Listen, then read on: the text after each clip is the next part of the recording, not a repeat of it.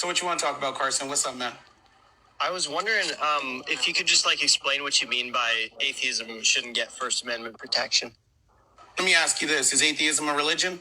I wouldn't consider it that, but I mean, my mind's up. That's why it shouldn't get First Amendment protections. It's not a religion. Why is it getting religious protections? So I was on this guy Theo's live the other morning, and we were talking about, as you can see, why atheism is getting the First Amendment protections against religion.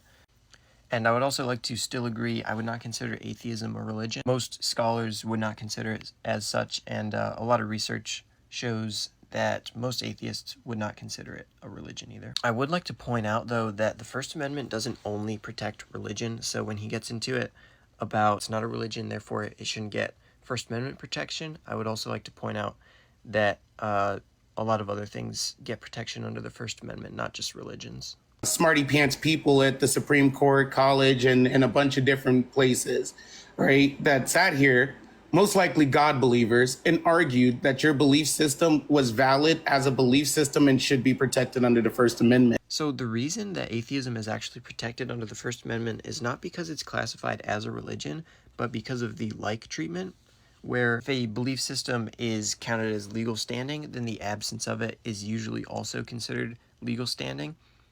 So, for example, in public office where religion isn't considered, then non-religion is also not considered. There's certain government actions that could either favor theists or atheists, and those are considered a violation of the First Amendment for that reason. Should not be classifying atheism as a religion, right? They should be classifying it as a philosophical view exactly like it is. Just to clarify, I wouldn't either consider atheism a philosophical position, really.